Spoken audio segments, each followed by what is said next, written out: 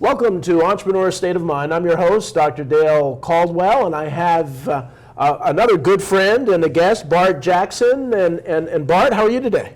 Life is very good. Life is very good. It's cold, it's brisk, and I'm almost ready for a swim. There you go. Well, I've known you for quite a while, and you've always been very positive, Bart. That's one of the things that I've admired about you, and just an amazing.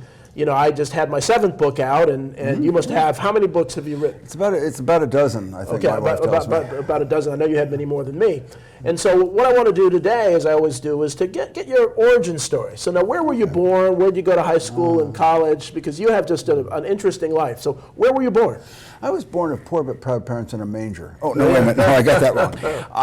I was born in Westfield, New Jersey, where I'm a Jersey boy all my life. And when we were young, we used to come down to, my family was very interested in camping, and we would go down, that was what backpacking used to be. Right. Well, we would paddle all over the South Jersey River. Oh, would you really? Wow. And back down in, I think we were saying that when I went to Badstow as a young boy, there was no museum or anything. It was just an abandoned place, and we'd run around and. Now, what's Badstow for those that don't know? Oh, I'm sorry. Badstow was one of the old iron making places. Okay. When the English said you couldn't make iron because we have to make a profit in England for it. Right. And so the good colonial people said, not no, but hell no. And they said, we're going to make it. And they found the hematite they made. Really? So it's a whole, I mean, I've not been there, but it's in 1689, there were more people living in South Jersey than there were in 1940. Really? Oh, interesting. Yeah, that's and Bart, as you'll find, is just an expert on history and other things. All right, so you were born in Westfield. You went to Westfield High? I went to Westfield High. Where did you go to college? Great football school and wrestling, and I played both. And I went to Hobart in Upper New York State. Yeah. And that's where, if you really, really want to know English literature and snow, those are the two majors. How did you know? I have a 17-year-old daughter we've applied to all the Ivies and others, and so she's waiting to hear. How did you pick Hobart? That's just a natural coming from Jersey. I picked Hobart because, well, it was for me at the time, and this is one of the things that people choosing colleges, they think, who's the majors, who are the professors? Do you want a large school or a small one? This is something to remember. I mean, the goal of college is to make you a richer person, not a richer paycheck. A richer human being, exactly. And so I found for me at that time, the small college. It's a great school. I've heard of Hobart. And we studied English Lit, which I always believe I take over journalism, because journalism tells you how to study. It tells you how to study the way a whole lot of mediocre other people have written. And English literature says, here's how the best have done. Maybe you can decide for yourself. Right, exactly. I'm not so you've been a man of words, of writing for much of your life. And so from there, what did you do right after Hobart? Well, that was funny. I got out and worked for several magazines, one of boating industry and several magazines. And what happened was, it was sort of a fluke thing. I discovered that I had done a lot of outdoor camping and paddling, and I was one of the top whitewater racers at the time. Were you really? And they were just it was becoming very popular. And so they needed people who could write, and B, knew what they were writing about. And by sheer chance, I really got into doing whitewater. Oh, really? Oh, interesting. I mean, outdoor sports writing, and I wrote for them. And so I started writing about what I then thought were the most interesting people in the world. They were explorers. Right. And later I came on, and I came back, and I found that there was another group of people who were the most exciting in the world, and that's entrepreneurs. Yeah. And they're both sort of half-doer, half-dreamer, held together with a duct tape of stress. Yes, that's well said. And I'd like to tell you a little tale about one of the explorers, because this leads to the entrepreneurial state of mind as much as any. We were going down Colca Canyon. Now, that's the deepest canyon in the world. It's in Peru. Wow. Yeah, it's 8,500 feet deep. Wow. The Grand is 5,000. And so anyway, we're going down this, and we were being led by a Polish fella, actually 3 of them, but Piotr was the one who was leading, and he was the first man and I believe the only man to have paddled the Amazon from source to mouth. Are you serious? Really? Wow. Wow. Amazing guy. And so, anyway, we're going down, we're hiking down this, and there was a couple of us. I was there as head of American Whitewater, and Right. he was, and there was another fella who was a video man who was going to be making a documentary of this thing. Right. He had this thing, and the first night down, doggone it, his camera breaks. Oh no! Oh no! And this is the thing that I then saw. This is why these guys who had been explorers, they discovered 23 new rivers in Peru. They're amazing people. They took the camera Right. into their pup tent. They put on a flashlight. It was getting dark. It was bad. They just took it apart, piece by piece Really? by piece, laid it all out. Long story short, in the morning, 4 hours later, they had fixed the camera. Wow! Wow! And I realized that I had something that they didn't have at all. What's that? I had fear. They were not scared. They weren't stressed. They weren't worried. They said, it's broken. Right. We will take it apart. Right. We will do it, fix it. This is the spirit of the entrepreneur. Absolutely. He Absolutely. sees what he wants to get done, and Yeah. he does it. Yeah. And this is the way I got to say with this. This is the way Dale is, but Dale has a special thing. Dale is one of these people who has what I always think of as the calm confidence of a Christian with 4 aces, and that's because he has all these ventures that he launches one after another. And the reason they work so well, and the reason he's able to do it so calmly, is because he's reaching out to help other people, and that's his primary concern. Well, Bart, and I appreciate that it. makes such a difference. I appreciate it. You know, I've admired you and so on. But it's really the secret is great people. It's just you have people, and so many people have ideas, and you collaborate with them, and you make things happen. And you've really made things happen. So all right. So you've done these exploring. Not only do you write about them, you were actually in the midst of them. Right. And what about books? How did you start writing books? It was really funny. For years, I wrote magazine articles, and I was talking to.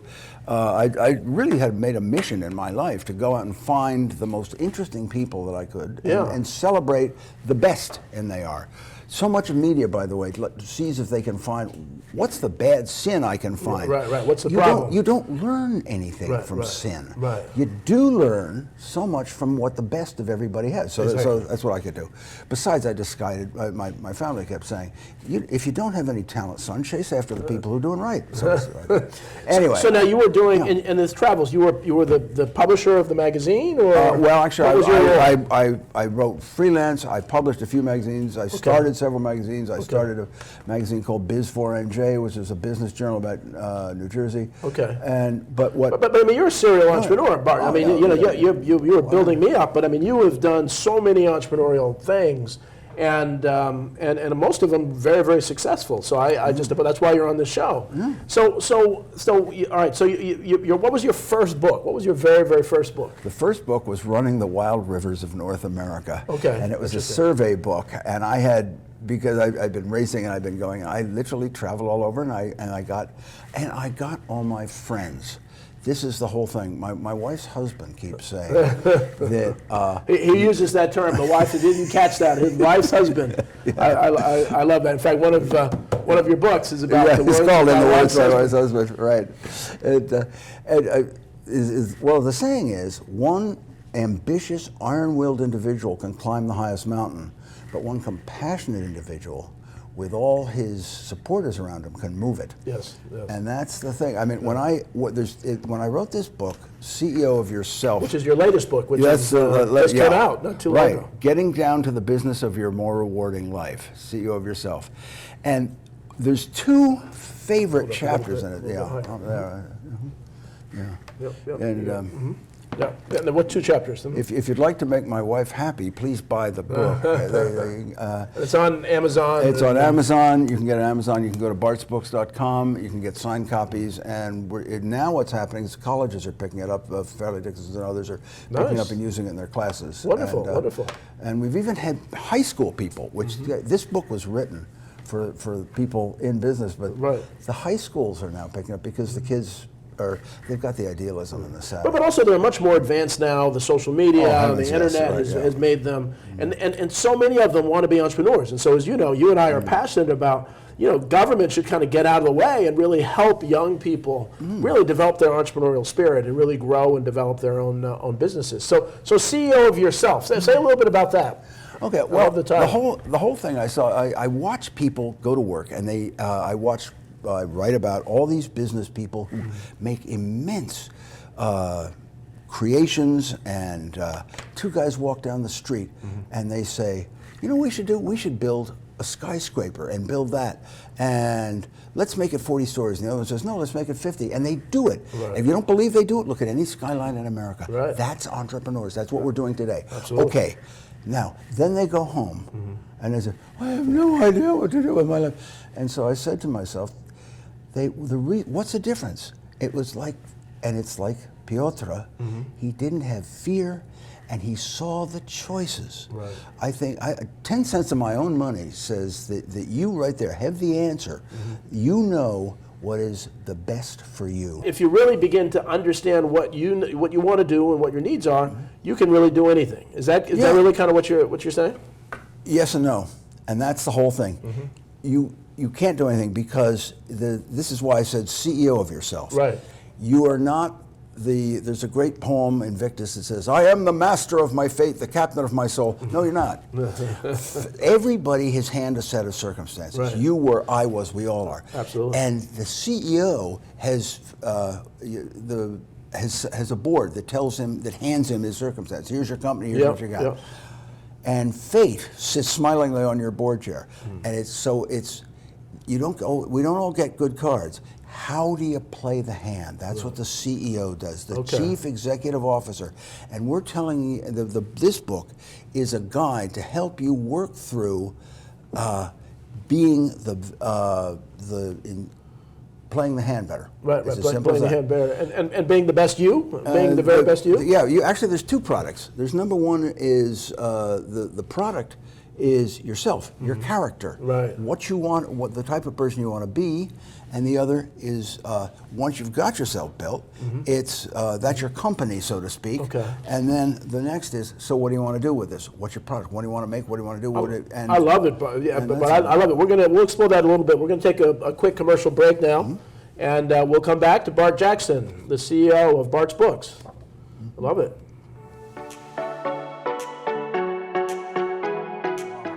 Lots of windows, great light. But the birds. They're back. Yes, I hear them. Uh-oh. Why are these birds so angry? At least Geico makes bundling our home and car insurance easy. We save a lot. I'm going. Hurry! I know. For bundling made easy, go to geico.com.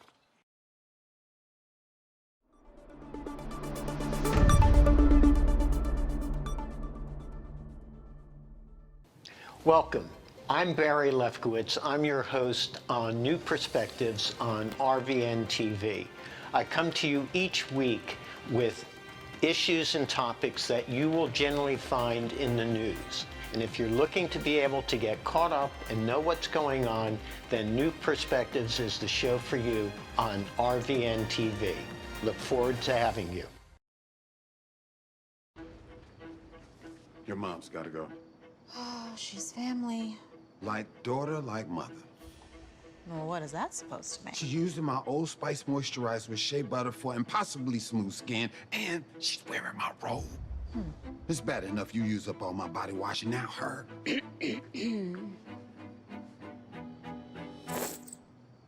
We're out.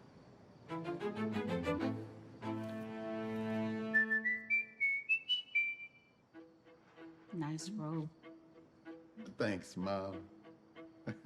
Thank you. You got good taste. That's your mama.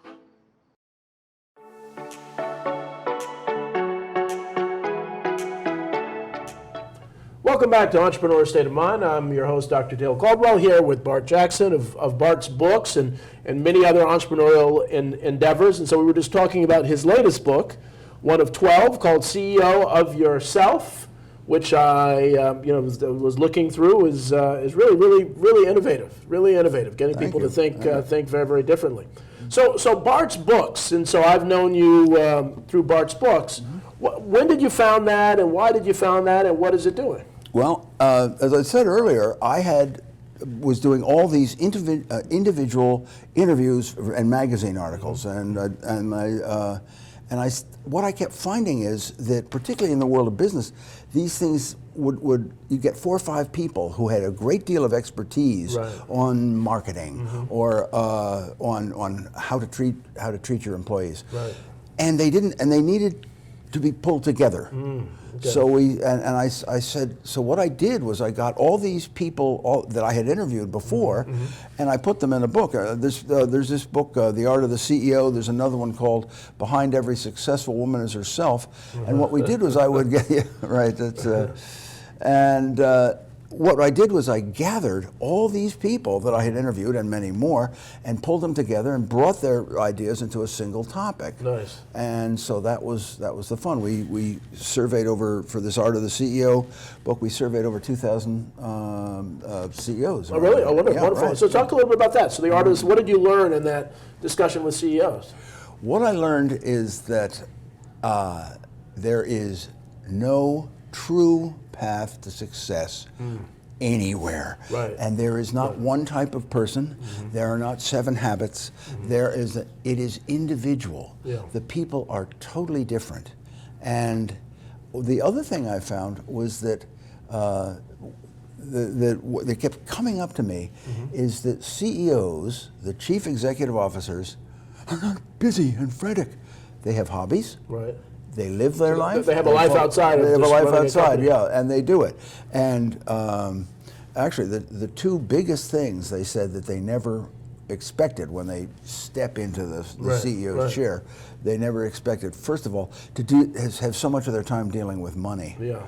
And the other was the sheer complexity, the number of things on their plate. And that, if any hallmark at all, is to be able to deal attentively and effectively with so many items on your plate at once. Yeah. It's as we think of our president and this sort of thing. Just you look down the newspaper and there's the list of things he has to worry about. The CEO has this same list. He has his daily papers and that's I'm wondering if that's learned, because I know for a long time, I enjoy just thinking about multiple things. In fact, I get bored if I just focus on one thing. And it seems like a lot of people that are CEOs or others really do have that skill, that ability to think about, okay, I'm here now, and then I'm going to move here now, and I'm going to move here. And a lot of people are still stuck here and can't move. So it's a real interesting point. There is a certain amount of mindset skill. I've discovered this because I had very, very severe epilepsy as a child. And they kept. In fact, I didn't get my car. I couldn't get a driver's license until I was 50, because I kept having. I was having. Wait. You were doing whitewater rafting? Yeah, and I you couldn't know. get a driver's license. I couldn't drive. Right. Somehow, I think the whitewater rafting is a little more dangerous. Oh yes, it was. But the idea is I could only drown myself, and that would be no big loss to anyone. So I got the and So they finally they drugged me up so much. This is me on downers, by the way, and. That I could get my license, but it's the whole point of bringing up that silliness is that there is a way that I've studied very hard how my mind works, and which I wouldn't wish on anyone, by the way. But nonetheless, I find I am constantly darting off on tangents all the time, which as a writer that's a very good thing, because you can pull analogies and quotes and stuff out of the air. And for the CEO, you can learn. And of course I've learned how to do it. And you've learned how to do it because you're the father of so many inventions and ventures, and you're right. It is learned. I mean, you get better. I think you get used to being able to, and it's amazing. Just for me, it's just so easy to just really focus on a person, on a project, on something. So before I want this title really really gets me. In the words of my wife's husband, radio raconteur, Bart Jackson tells just what's so funny about business. And so this is a humorous book. Oh, this is the complete book of of business humor, and it has a curmudgeopedia in it, which is a dictionary. For instance, the definition of children is the most expensive way ever spawned of fulfilling one's fantasies. You know, things like So that. you call it a curmudgeopedia? Yes, Did you coin that? Yes, that was my own. Oh, yeah, version. curmudgeopedia. Yes. Interesting. And Bart plays with words, and Bart, let me tell you, especially having a teenager, you know, words, it's become a lost art. Sadly. They don't value, you know, because these songs, they just throw words in and so on. It really is a lost art. And the sad part about that is, if you want to go somewhere in your life, do study words, think words. We think in words. Right. If you are able to decide the difference, if you are able to see the difference between gain, garner, glean, and gather, you will understand what that much more about getting. And you will be, because we think in words, we're able to, and the more words you have, the better tools you have. It's, you know, you can empty with a shovel, or you can use 70, or you can use a pick. But, and this is the whole point. So you would consider yourself an etymologist? An etymologist and a jovial word player. Well, again, and you know my story, and you were really Yeah. very supportive of my book, Intelligent Influence. Yeah. And so I was writing this book on leadership and looked up the words of leadership, command, and authority, and the word influence was in each one of those definitions. And that's what set me on the path, because I said, well, what do these words really mean? And people don't realize how powerful, you know, when you start looking at words, that they can change your life if you really understand what certain words mean and how they're used. And it can also cause a lot of arguments if you misuse words and you know. And here's something. Now, you and I think, have a philosophical cleft stick, and maybe we can heal it right here. You write about influence, and you say that to know a person, to really know them, you have to know what has influenced them in their lives. And I think that's true. We all think that everyone lives exactly as we do. Exactly. And they don't. But in my CEO of Yourself, I say, yes, you are influenced, but chapter 4 in this thing, it's called Beggars at Your Door. And it's all these people who try to solicit you, that tell you to vote, to think, to buy, to believe, to put this deodorant under your arms. You're going to see 3,000, the average viewer here is going to see 3,000 such persuasive messages today and ads. And so I'm just saying, you have those are the influences. Those are the things that come at you. They may haunt you, but there is a time when you can stand up and say, absolutely, I am Bart Jackson. I'm not going to throw them all away. I will use them as fodder. I'll pick this, I'll pick this, I'll pick this, you're absolutely and form right. myself. See, you're absolutely, and the beauty is, once you understand that you understand that their influence is coming at you, you don't have to succumb to them. No. Right? And so you can really begin, but it's important to understand that, because what I found is that so many people don't realize that their products are influenced.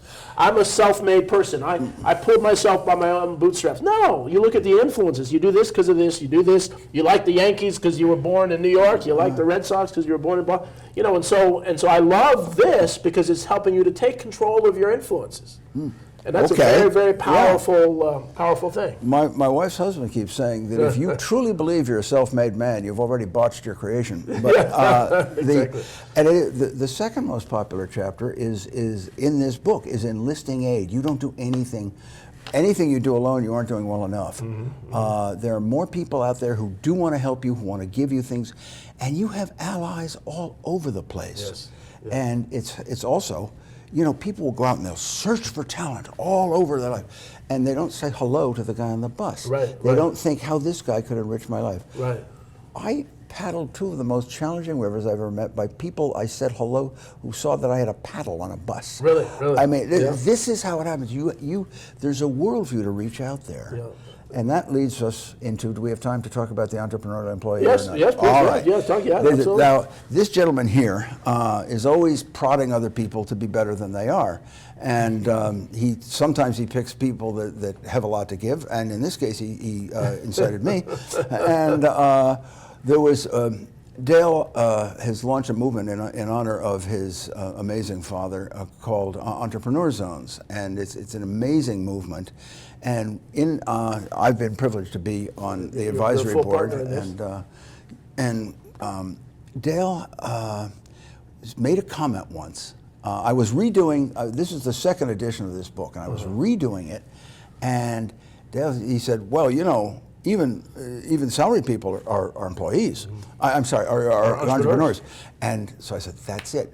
As a wrap-up to this whole thing, I'm going to write a final adventure, not really a chapter, an adventure on being an entrepreneur, entrepreneurial employees. Yes. And my premise on this is everyone can be an entrepreneur, and it doesn't matter who signs your paycheck. Yes. And whether you, and the other one that it always gets me is people say, well, I'm very poor, you know. I don't care if the job you've just grabbed is just to put roof over your head and put 2 rolls of rice in your, bowls of rice in your kid's belly. Right. If that's that just means you're poor. Right. You don't need to make poverty your master. Right. And you can take that entrepreneurial spirit and find out a quest. And this is whether you are if you have just been brought on as the CFO of ShopRite, right, or you're the assistant produce stacker in one of the stores, it's all the same. Do you know their mission? Have you gone out and found out where the stuff comes from? But the key, and that's brilliant. I love that. Unfortunately, we're at the end of time, but you're right that the entrepreneurial mindset, everybody can have that. Yes. In fact, everybody should have that. It enriches your life. It enriches your life. It enriches the people around you. It enriches society. Yeah. So Bart, I want to thank you so much. This is interesting. We'll have to do it, we'll do it again. Thank you. Thank you all for watching Entrepreneur State of Mind. We'll see you next week, and have a great week, and utilize that entrepreneurial mindset that Bart was just talking about. Hear, hear. Take care. Bye-bye.